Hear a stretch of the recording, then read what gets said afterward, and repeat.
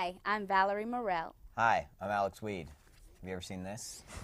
Will you please stop it? Oh, come on, Alex. AJ and I haven't even introduced ourselves yet. We introduced you last week. Speaking of which, did you ever all see this last week? Would you please give it a rest? You know, we first introduced this guy to America as this nice, slightly scrawny vegan in a hooded sweatshirt wandering around the tunnels. But give him a little makeup and a studio and he starts channeling Shannon Doherty. You can't channel someone that's already, I mean, she's alive right now. I mean, yeah, I guess you're right. Her career is dead, so. And you know, guys, the show is dead if we don't get on with it. I'm AJ Lewis, And by the way, yeah? Kelly Bradley. By the way, this is UCLA Next. By the way, this is our new set. Yo, do you mind, man? You're crowding me on camera 3. Okay. No. See, now you're in my backlight. You see, the backlight creates this angelic glow up behind me, so it gives me that, like, oh, you know, when you see me. And then my hair. Is this guy for real? You know, I've never really been sure. Let's say we get this party started. On tonight's show, the Campus Gourmet pays a visit to the Queen Mary in Sunset Strip. You sure that isn't a visit with the Queen on the Sunset Strip? Yeah, probably. You know. Jesus. You can have that story next week, though. Please backlight this guy's hair. Moving on, gentlemen. Also, we will take a visit with UCLA alumnus Gene Reynolds, a television legend who created M.A.S.H. and The Mary Tyler Moore Show, among many others. Film critic Bob Rosen's guest is producer Gil Cates. They'll be taking a second look at I Never Sang for My Father. Never sang for my father either. I know, man. Me too. Please don't start singing Brian's song. Okay. And finally tonight, those attractive and talented campus explorers will visit the costume shop. Yeah, but let's start with a segment that does not involve cooking, is not on campus, but is the Campus Gourmet.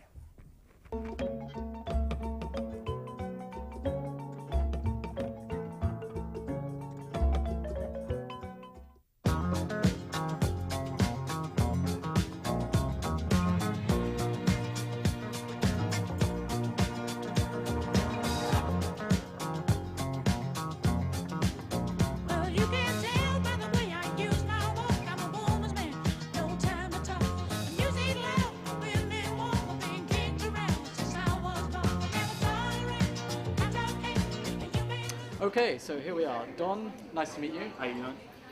Can you tell us what is the most popular cocktail on the Queen Mary? On the Queen Mary, it's probably gotta be a dry martini. A dry Everybody's martini. looking for Brilliant. And are you going to make one for us this evening? it. Sure, why not?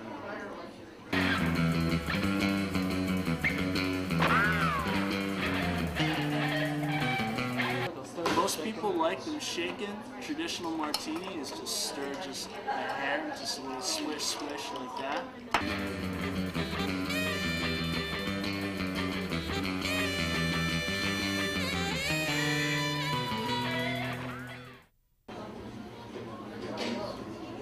Cheers.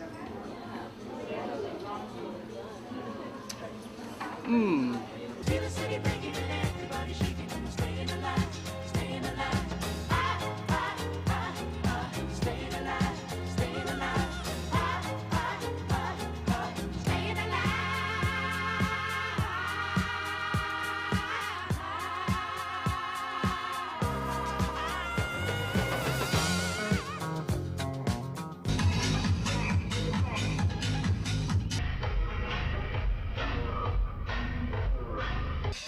So here we are on the dance floor at the Guadalinda, and as you can see, everyone's having a really good time, and I think we're going to go over and find out how people are finding it here.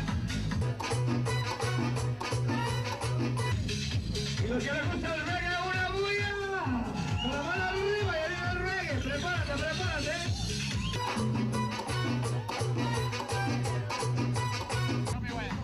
Can you hear me all right? Okay.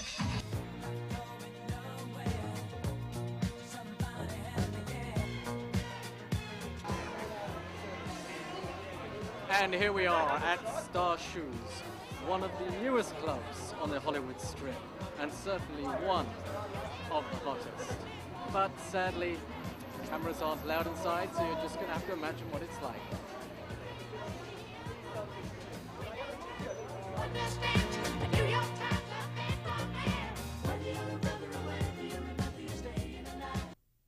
You know, the first time I saw the Campus Gourmet walk into class, I thought of John Travolta. So you didn't think of all the fine British cuisine then? What, beans on toast? Oh, you talking about kidney pie? Bangers and mash? I mean, what is mash anyway, Kelly? What's a banger? Everybody asks, nobody knows.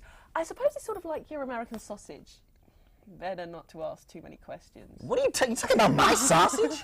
Wait a minute, isn't anyone going to make the obvious connection between bangers and mash and our next guest?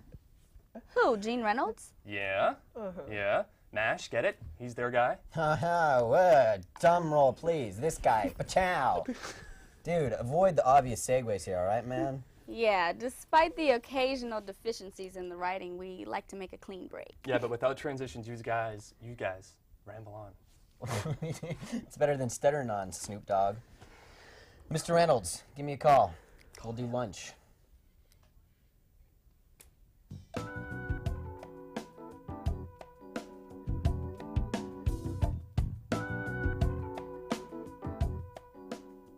What are you going to do when you grow up?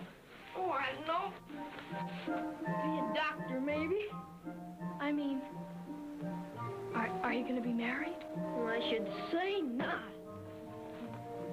I like preachers better than doctors. It takes brains to be a doctor. And a good one, like Dr. Shingle. Mom thinks preachers are wonderful. I don't know what I'll be. What sort of schooling do you get as a professional child actor?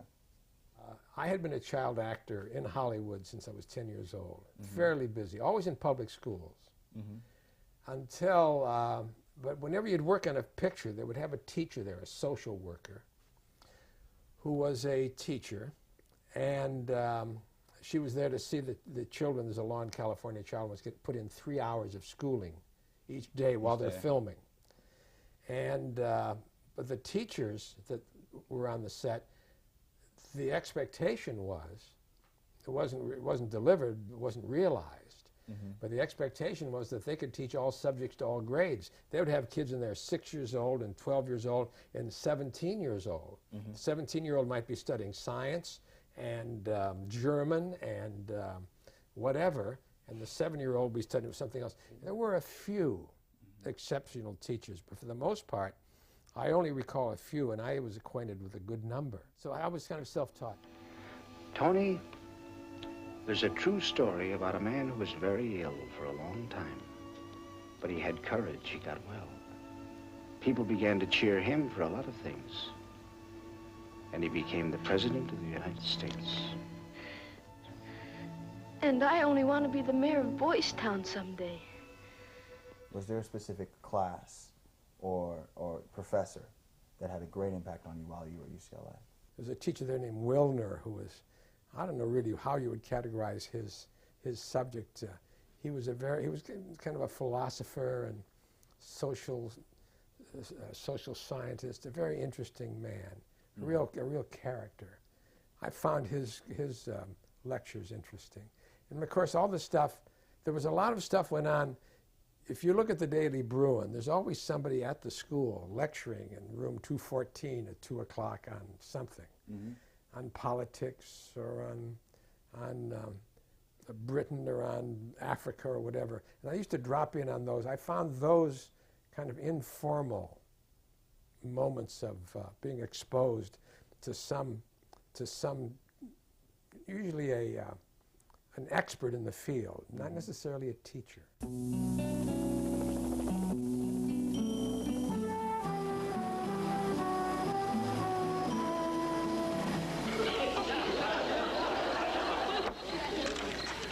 What's the password? Out of my way or I'll split your head open. Close enough.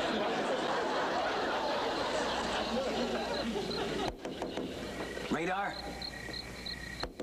Radar, it's Hawkeye. Let me in. I gotta use the phone. Radar! Come on, wake up. The war's over. We won 8-5. What field of study would you recommend for someone who's an aspiring television producer, writer, director? On the one hand, I believe that a person should really get educated, which means an acquaintance with a broad band of ideas. Not to be too focused in your early years. If you're 18 to 22, you don't need to be focused too much. I would emphasize literature, and I would emphasize creative writing. I think it's terribly important no matter what you do. But most of all, not to turn your school into a trade school, to think in terms of educating yourself so that you have exposure to a variety of disciplines. There's a lot of connection, a lot of harmony between disciplines, so nothing is wasted. Once you get to be 22, 23, then you can really go to the film school or the graduate schools in writing or acting or production and so forth.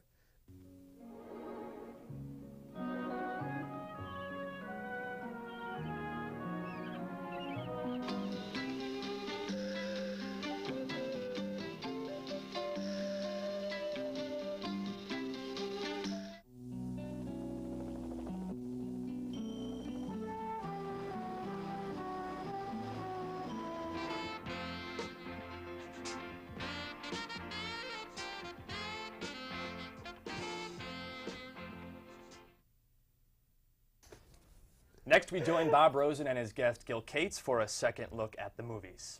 Did you guys know that Gil Cates is actually Phoebe Cates' father? Yeah, you know, it's even more important than that. And in the movie Gremlins, Phoebe Cates' father died. He was stuck in a chimney, dressed as Santa. No. No. Yeah. Did you know Bob Rosen's movie tonight is I Never Sang for My Father? Yeah, I knew that. I can't stand you know that? You know, you just go all over the place, you take my lines, you don't even pay attention. Let's just cut to Mr. Cates. Call me. Phoebe Cates, call me. Zoinks!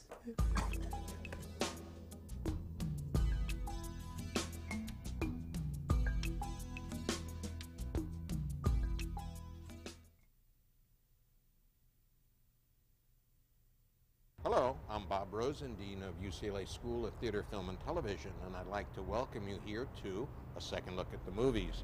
You know, there are those movies from the past that you really think now is the moment to take a second look, or maybe those that you never saw but wish you had. Well, here's an opportunity, and what better place to talk about movies than at a dinner table, and what better place than one of those wonderful restaurants close to UCLA. Here, the Bel Air Bar and Grill in Sepulveda, right near Moraga. Even better, to have dinner with a close friend, Gil Cates. Welcome. Dean Rosen, it's a pleasure to be here. Gil, looking back at that enormous body of work you've done over time, one of the films that is very much associated with you is I Never Sang for My Father, in 1970.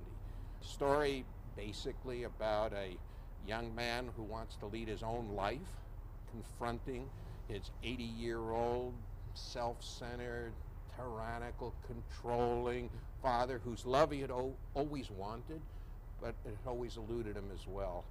Given that you produced this first as a play on Broadway, and then directed it in the movies, you obviously had a commitment. Why this movie? Why this theme? I've always been fascinated by stories that deal with family. I mean, to me, the ultimate battleground of our lives have to do with mother, father, sister, brother, husband, wife. And this was, for me then, as it is now 32 years later, it's a universal story. It's how we grow up and what do we do in a situation where the people that you love won't let you grow up. And it's interesting looking at this film again, because when I first did it, I was very sympathetic to the old man. Here I was a young director, and somehow I felt the old man's loneliness. And seeing the film again not too many months ago, I find myself really more sympathetic with the young man now. It's bizarre. You know what's interesting? I really haven't thought of this since you asked me this question, but I just literally, in the last 2 seconds, had a bit of an epiphany that I'd never thought of. And that is, it just occurred to me that so many films that I've been involved with in plays, from Summer Wishes, Winter Dreams, where Joanne Woodward played the mother of Dory Brenner and the daughter of Sylvia Sidney. The last film that I did, collected stories with Linda Lavin and Samantha Mathis, they all seem to deal with that parent-child phenomenon, and maybe I'm dwelling on that. I don't know. Another thing that seems to run through all your films is you get great performances from your actors. Now, in this one with Melvin Douglas and Gene Hackman, both of whom got Academy Award nominations, I don't think they've ever been better on film. How do you do this? Well, I can tell you the secret. The secret is get great actors. And the truth of the matter is that if you are fortunate enough to have a wonderful actor that's well suited for the role, and you literally let that person do what it is that they have a passion to do, I think that's most of it. It's interesting with Gene and Mel, because on this set, Gene was a young actor at that time. He had just done Bonnie and Clyde, and he kind of studied and came to his work very slowly and very carefully. Mel, on the other hand, was very much into absolute preparation. He would come, he'd be ready to do the scene on the first take. Gene, in terms of his work process back then, was ready to do it on the 5th or 6th take. So as Gene was getting into the role, Mel, who was quite old at that time, was starting to leave the role, so that what we ended up doing in the big scene, I remember, a long time ago, we ended up doing Mel's close-ups first. We did Mel's close-ups first, then we bounced back and did the master, and then last we did Gene's, and it kind of worked well for the two of them and worked well for the film. I'd recommend it as a second look at the movies, but now I think we've earned dinner, so let's do it. Finally tonight, the delightful Valerie takes us to the costume shop. Which is a good thing, considering it's gotten a little crowded in here.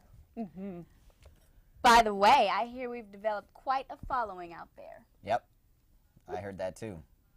You know, the Elks Club. What's up, peeps? Coral Gables in Florida. What's up? Hi, fellas. Star status. Something that we should aspire to, AJ. You know, it's worth a try. You can always call me. Give me that. Hey, I'm at the costume room at McGowan Hall in UCLA. The costume room makes costumes for the theatrical productions that go up here at UCLA. So, this is why I'm here. I heard there's like this secret vault with thousands of costumes and all kinds of wardrobe from everywhere, and I have to see it. I have to see it. I have to take something home. I have to have like a Queen Elizabeth dress to put in my closet and take out, you know, when I have cocktail parties with my friends. So today I'm going to talk to Cara McLeod, and she's going to show me around. Okay? Oh wow! Look at this place.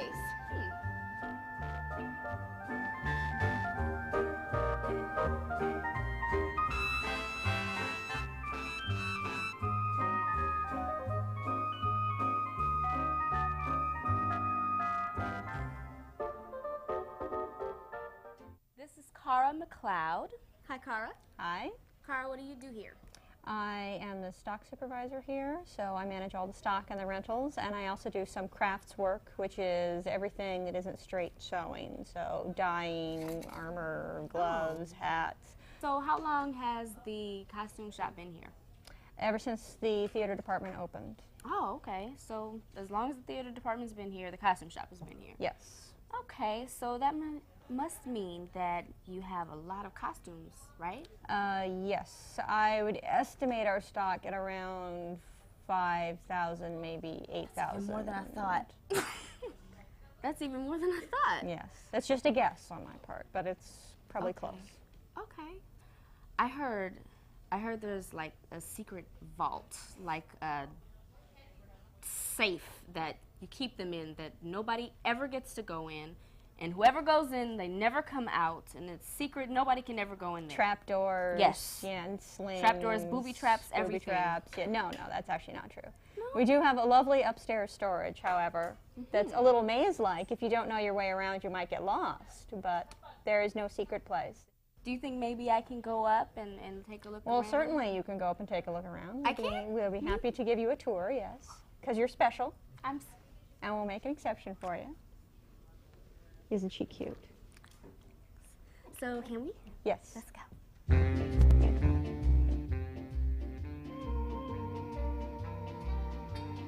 This is all our overcoats. So, all of these costumes have been used in UCLA productions or TV productions or stage productions? No, most of them have. Some of them, we just recently got 2 big boxes of clothes that were donated. and those have just gone directly into stock before they got used. Everything that is here is available for use in a UCLA production, but not necessarily every single garment has made it in there yet. This is about 10 feet of 18th century women. The 18th century silhouette is what you think of when you think of Marie Antoinette, with the big panniers on the side and the lots of frillies. These little frilly around the cuffs are engagés. It's very graceful, very feminine. These are my favorite costumes. They're very attractive. Do you think there's any chance I can put one on? We could probably work something out. Really? Sure. Can we do it now? Yeah. That's something lovely in blue. Okay, perfect. Let's do it.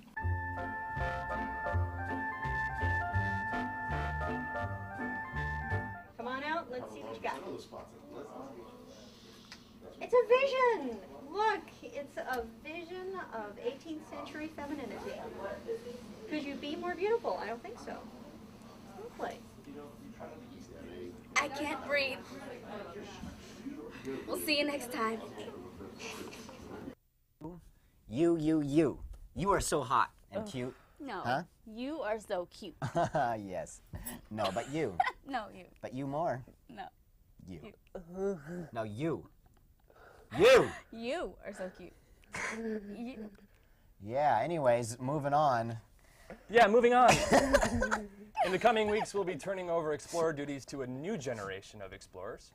Oh, but Alex and I will still be going out on expeditions. Yep. Plus, we'll be back next week for more UCLA Next. Next week. You mean all of us? Oh. Yep. Unfortunately. Sorry, that was cruel. I'm sorry. You did great this time. Yeah, thanks. Yeah, I'm sure. See you guys. Yeah. So So be sure to join us next week, where we'll all be sitting here unless we have to lose a chair and play musical chairs. Yeah, great idea. Lose him. where did this come from? What is that? Give me that. Come on, I mean. How did you get these? You're going in my locker room. No, I'm gonna keep it. No, I'm No. gonna keep this and pin it on the wall. I know, put it on the wall. You have to autograph it. It might be. Come on.